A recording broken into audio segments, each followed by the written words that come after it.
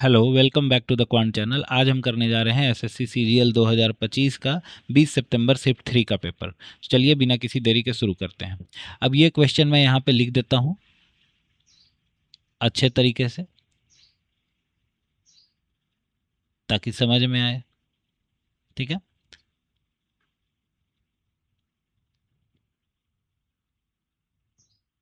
बराबर 4 है। क्या इसको 4/1 लिख सकते हैं? ठीक है। ऐसे क्वेश्चन में कंपोनेंडो एंड डिविडेंडो लगा दीजिए, आपका आंसर आसानी से आएगा। कंपोनेंडो एंड डिविडेंडो होता क्या है ये हम बता क्यों रहे हैं, ताकि जो बच्चा कुछ भी नहीं, मतलब जिसका सिलेबस भी कंप्लीट ना हो, वो भी ये पेपर देखे तो उसका क्लियर होते चला जाए। अगर ऐसा फ्रैक्शन है a plus B, a minus B भी बराबर होगा c plus D, c minus D के, याद रखिएगा। और कंपोनेंडो डिविडेंडो दोनों तरफ एक साथ लगता है। ठीक है।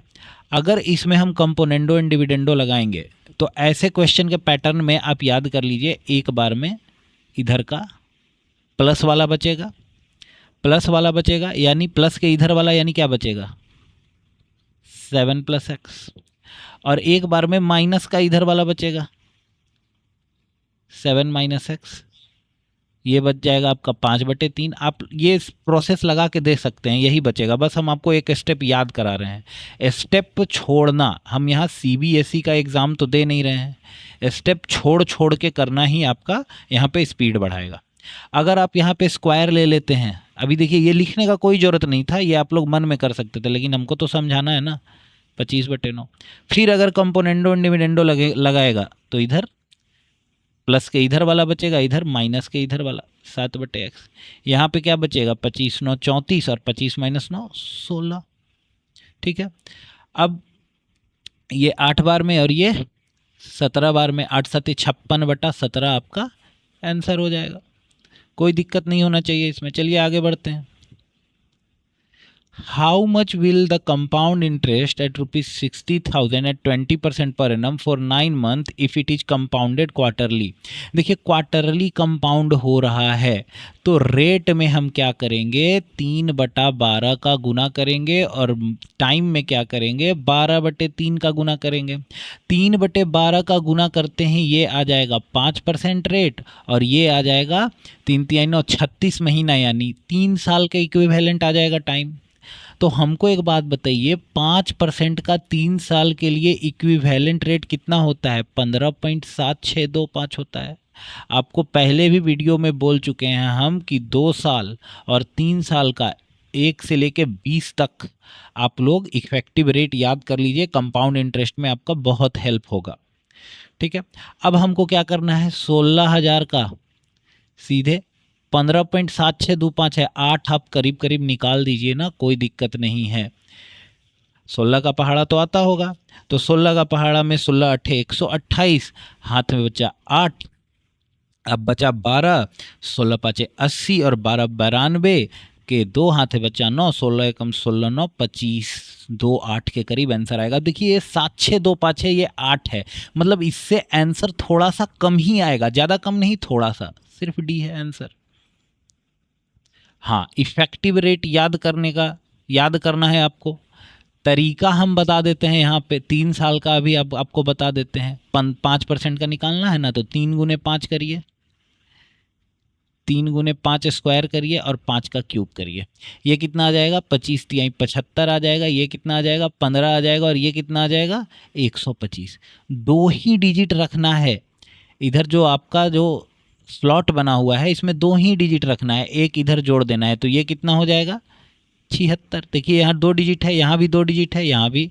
अब क्या होगा 15 स्लॉट के बाद पॉइंट लगाइए, 7625 आ गया आपका इफेक्टिव रेट। ऐसे निकाला जाता है, मेरे चैनल पे शॉर्ट्स वीडियो भी बना हुआ है। 20 women can do a work in 16 days. 10 men can complete the same work in 12 days. What is the ratio between the efficiency of a man and a woman? अभी बताइए 20 women एक काम को 16 दिन में करती है, तो इतना टोटल काम हो गया। 10 men वही काम को 12 दिन में करता है, टोटल काम हो गया। क्या टोटल काम कभी चेंज हुआ? क्या नहीं हुआ। तो दोनों टोटल काम तो बराबर होगा ना। अब बोलता है मेन और वेमेन का रेशियो निकालने। देखिए मेन वोमेन रेशियो निकाल देते हैं। हमको पता है कि अगर कभी इक्वल रहे और किसी भी वेरिएबल का रेशियो निकालना हो तो कोफिशिएंट का क्या हो जाता है? उल्टा हो जाता है। उल्टा मतलब अदला बदली हो जाता है। तो मेन के बगल में क्या हो जाएगा? 20 गुने 16 और वुमेन के बगल में क्या हो जाएगा? 10 गुने 12। देखिए कोफिशिएंट का अदला में मेन में क्या था? 10 गुने 12, तो वुमेन में क्या हो गया? 10 12। ऐसे करके थोड़ा सा समय बचता है। ठीक है, ये कट गया 2 बार में और ये 4 तिया 12, 4 चौका 16, 8:3 आपका आंसर आ गया। A number that is both an integer and a whole number is, जो इंटीजर भी हो। इंटीजर क्या होता है आपका? पहली बात तो इंटीजर नेगेटिव संख्या, जीरो और पॉजिटिव संख्या मिलके क्या बनाते हैं आपका? इंटीजर बनाते हैं। और होल नंबर क्या होता है आपका? होल नंबर 0 से स्टार्ट होता है, 1 2 3 आपका चलते जाएगा। तो हमको एक बात बताइए, ये इंटीजर है बट होल नंबर नहीं है। ये 1 क्या है आपका? इंटीजर है, हाँ है। होल नंबर भी है, हाँ। 3/5 फ्रैक्शन आ गया, इंटीजर नहीं हो गया। √2 इरेशनल नंबर हो गया। तो आपका बी आंसर हो जाएगा इसमें।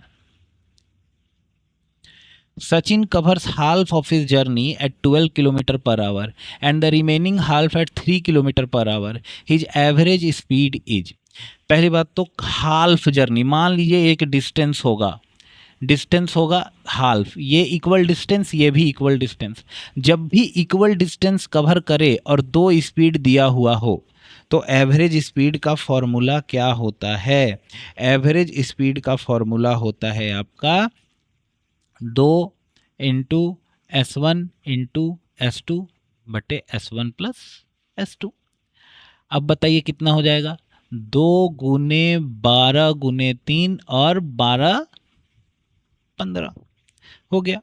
अभी क्या करिए, 3 5 15, 24/5 यानी करीब करीब आपका 5 चौका 20, 5 4.8 के करीब आंसर आएगा। ठीक है, ये फॉर्मूला अगर नहीं याद है तो भी ये क्वेश्चन इजी है। कैसे इजी है?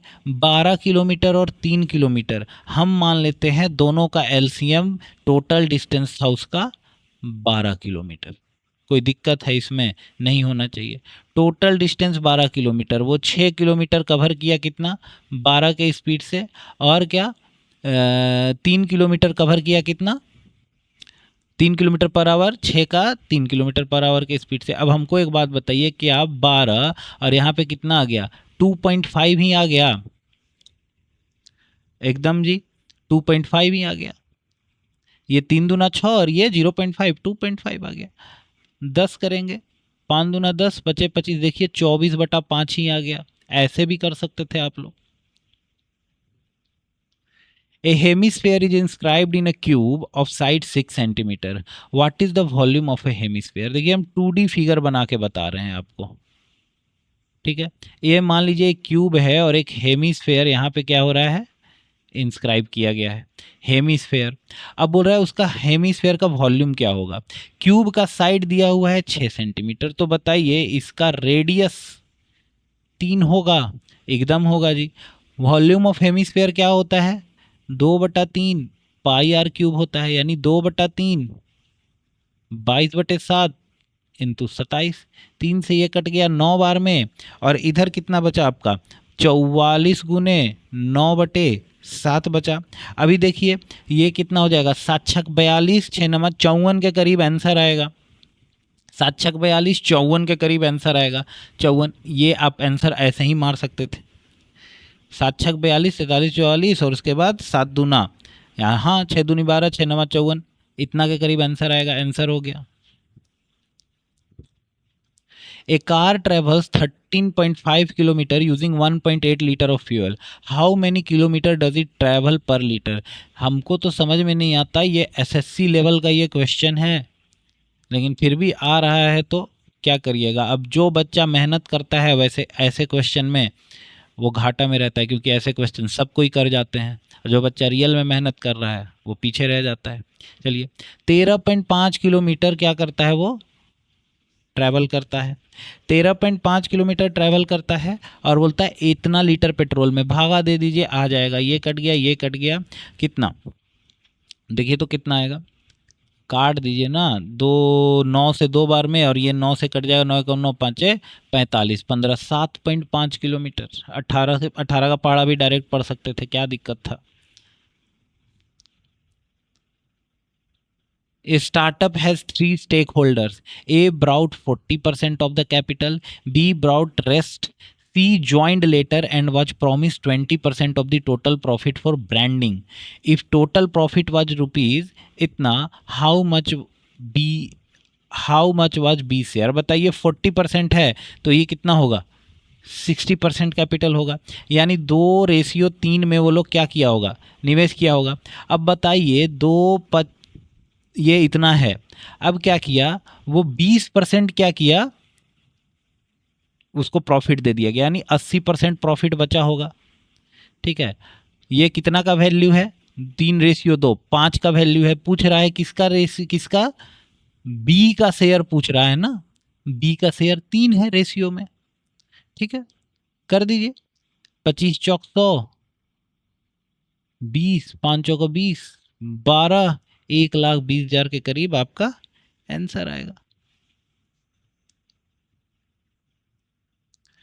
A basket contains apples and oranges in the ratio 4:3. After removing 8 apples and adding 6 oranges, the new ratio become 1:1. How many fruits were originally added? बताइए। अब क्या ही आपको आसान क्वेश्चन दे इससे, 4:3 में, ठीक है ना, apples and 4 ratio, after removing 8 apples and adding 6 oranges, ये एप्पल है ऑरेंजेस है, 8 एप्पल्स एंड एडिंग 6 ऑरेंजेस, 1:1 का क्या बन गया आपका, बन गया। तो अब बताइए कि ओरिजिनली कितने आपके फ्रूट्स थे। हम आपको ऐसे क्वेश्चन में पहले ही बता चुके हैं, एक बार इसको इससे मल्टीप्लाई करें आ गया 6, फिर इसको इससे मल्टीप्लाई करें कितना आ गया 4, अब इसको इससे मल्टीप्लाई करें कितना आ गया, -8, सॉरी कुछ गलत कर दिए हम, 1 मिनट रुकिए, होता है कभी कभी। चलिए देखिए, इसको इससे मल्टीप्लाई करिए, पहले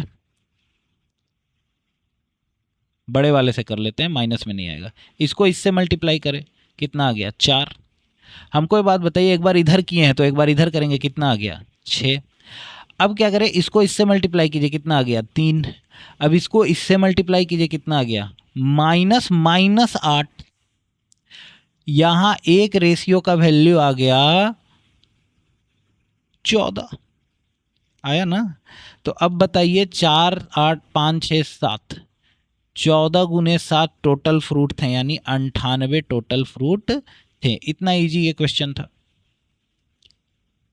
A triangular window has a dimension such that its area is 45% of the square window of area 200 meter square.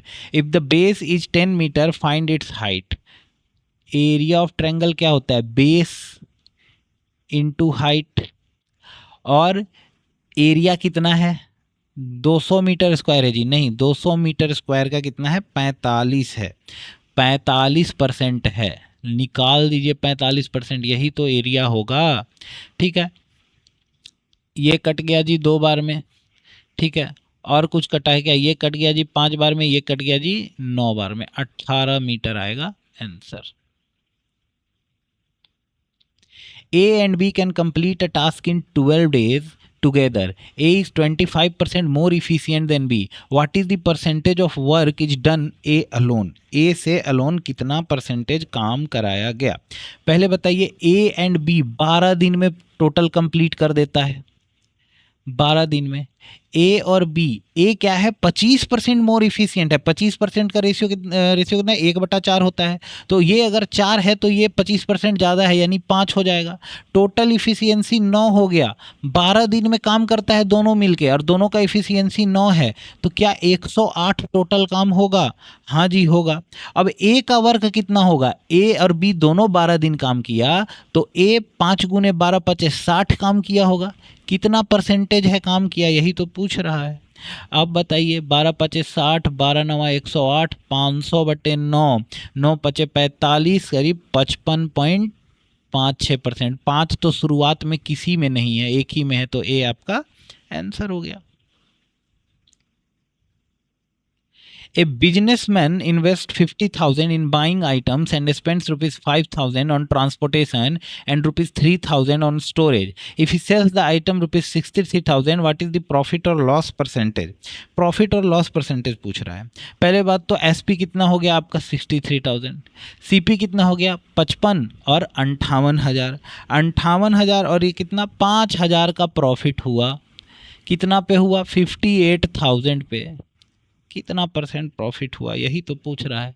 ये कट गया, ये कट गया, बचा कितना आपका 500/58 बचा। अब हमको एक बात बताइए,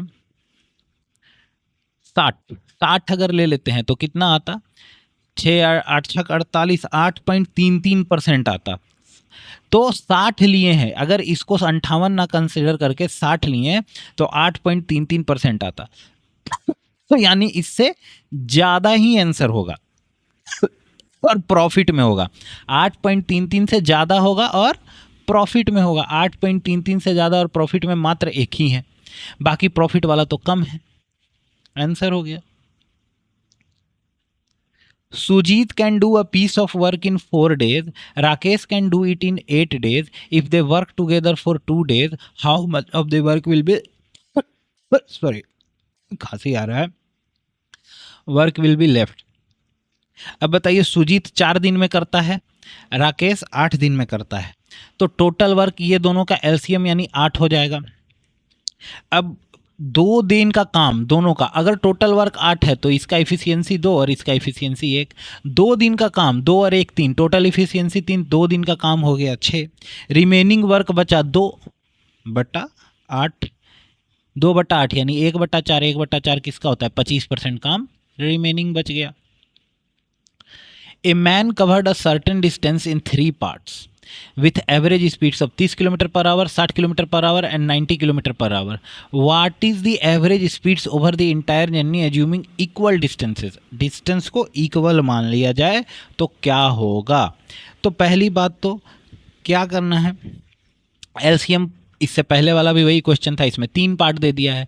एलसीएम कितना हो जाएगा, एलसीएम देखिए 180 आ रहा है, तो टोटल डिस्टेंस 180 मान लिए। अब इक्वल डिस्टेंसेस यानी इसको 3 पार्ट में बांट दीजिए। इक्वल डिस्टेंस को वो ट्रेवल करता है 30 km/h, यानी 60 किलोमीटर वो इतना टाइम में कवर किया होगा, फिर 60 किलोमीटर वो इतना टाइम में कवर किया होगा, फिर 60 किलोमीटर वो इतना टाइम में कवर किया होगा, यही ना आएगा।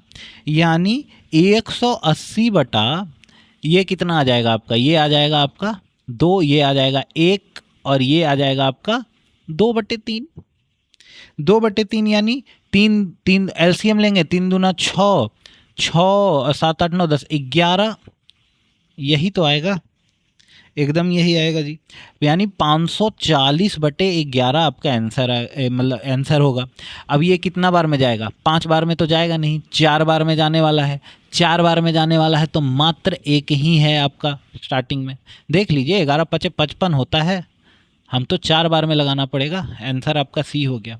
और अगर इस तरह से नहीं करना है तो ये आपका कौन सा फॉर्मूला पे हो गया, total distance by total time taken formula पे हो गया। तो अगर इक्वल डिस्टेंस हो और 3 स्पीड दिया हुआ हो तो उसका भी एक फार्मूला होता है एवरेज स्पीड का, 3 × S1 × S2 × S3 by S1 S2 S2 S3 S3 S1, ये भी लगा दीजिएगा तो आपका आंसर आ जाएगा, लेकिन ये ज़्यादा बेटर है मेरे हिसाब से। चलिए आगे बढ़ते हैं। A display stand is shaped like a right triangular prism. The triangular base is a right angle triangle with a perpendicular sides measuring 3 cm 4 cm. The height of the prism is 10 cm. What is the ratio of the area of the largest rectangular face to the area of the smallest rectangular face? अभी देखिए एक prism है, prism का जिसका base क्या है, right angle triangle है। ये इससे जुड़ेगा, ये इससे जुड़ेगा और ये कहीं इससे जाके जुड़ेगा, प्रिज्म हो गया। अब बोलता है कि सबसे ज़्यादा, what is the ratio of area of largest rectangular face. अभी देखिए एक फेस अगर प्रिज्म का हम देखें तो क्या रेक्टेंगल बन रहा है ना, 3 रेक्टेंगल फेस इसके होंगे।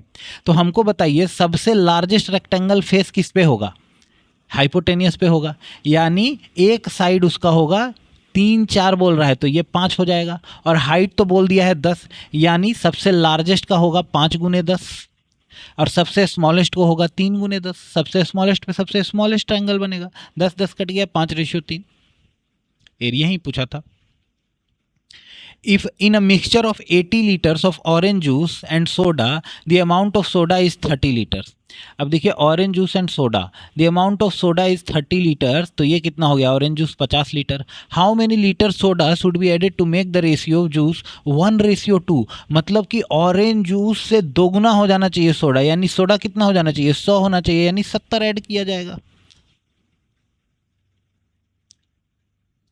If sin A बराबर 3/5 and A is acute angle, then what is the value of cos A? cos A का वैल्यू हमको बताइए 3, ये क्या है P है, ये क्या है H है, तो B कितना हो जाएगा, ऑब्वियस सा बात है 4 हो जाएगा। 3 4 5 इज ट्रिपलेट। cos A बराबर क्या होता है B/H, यानी 4/5 आपका answer. If a line passing through 3 - 1 and slope is 4, find the y intercept। पहले तो इसमें लाइन का इक्वेशन निकालिए। लाइन किसी से पास होता है तो मान लीजिए इसको मान लेते हैं हम पॉइंट x1, इसको मान लेते हैं हम पॉइंट y1। x1 y1 से पास हो रहा है तो उस लाइन का इक्वेशन क्या होता है, स्लोप होता है m, तो इसका होता है इक्वेशन y - y1 बराबर slope of the line x - x1। Value put कर दीजिए, इक्वेशन आ जाएगा y - y1 यानी कितना, y - -1 यानी y + 1, m कितना है 4, x - x1 मतलब x - 3, y बराबर 4x - 12 - 1 -13 इसका आ गया इक्वेशन। अब बोलता है कि y इंटरसेप्ट फाइंड करना है। y इंटरसेप्ट मतलब क्या, ग्राफ में देखिए, मान लीजिए ये है, ये हो गया y इंटरसेप्ट, ये y एक्सिस होता है x एक्सिस। क्या यहाँ पे x का वैल्यू 0 होगा, जहां पे y एक्सिस पे लाइन काट रही है वहां x का वैल्यू 0 होगा, क्योंकि यहाँ पे तो 0 ही होता है दोनों का वैल्यू। देखिए हाँ 0 होगा, तो y x = 0 पुट कर दीजिए, y इंटरसेप्ट कितना आ जाएगा -13 answer. Two parallel lines are intersected by a transversal. If a pair of corresponding angle is formed, one angle is 130 degree. What is the measure of the other angle? Literally class 7 का question है ये, class 7 में आता है। अब बताइए corresponding angle हमेशा equal होते हैं, तो दूसरा एंगल भी एक 130 डिग्री होता है। चलिए क्लास 7 का मैथ ही पढ़ लेते हैं आज।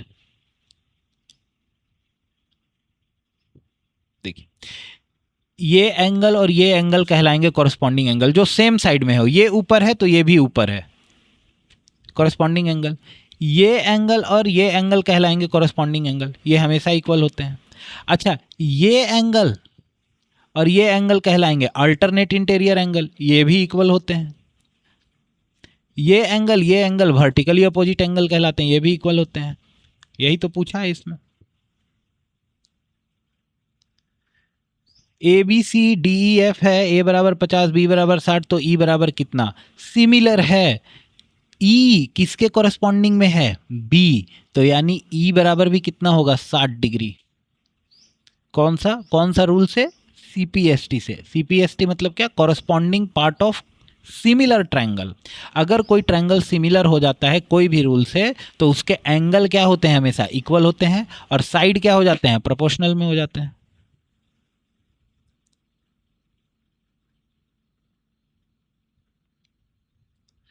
If x बराबर √5 + 2, find the value of x² - 4√5। पहले x² बराबर क्या होगा, 5 4 9 + 2 दूना 4 √5, और ये x² का वैल्यू ये हो गया। अब ये पूछ रहा है इसमें -4 √5 कर देंगे तो कितना आएगा, तो ये कट जाएगा, 9 आंसर आ जाएगा।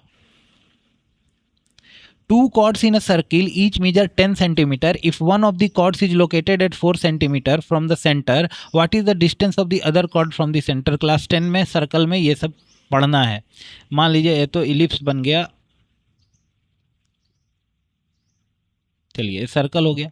मान लीजिए एक कॉर्ड यहाँ पे है जिसका सर्कल मतलब 10 सेंटीमीटर है मान लीजिए, और एक कॉर्ड यहाँ पे है, ये भी कितना है 10 सेंटीमीटर है, सेंटर है। तो याद रखिएगा इक्वल कॉर्ड हमेशा सेंटर से क्या होंगे, इक्वी डिस्टेंस होते हैं, मतलब ये बराबर हो जाएगा। तो एक वाला अगर 4 सेंटीमीटर की दूरी पे है तो दूसरा वाला भी 4 सेंटीमीटर के दूरी पे होगा। By an external point P, two tangents are drawn to a circle touching the circle points A and B, and the chord of contact AB subtended at angle theta at the center of the circle O. What is the angle APB between the tangent in terms of theta? अगर enough question आप लोग practice किए होंगे तो इसका answer ऐसे ही आंख बंद करके 180 माइनस थीटा मारेंगे। कैसे मारेंगे चलिए दिखाते हैं।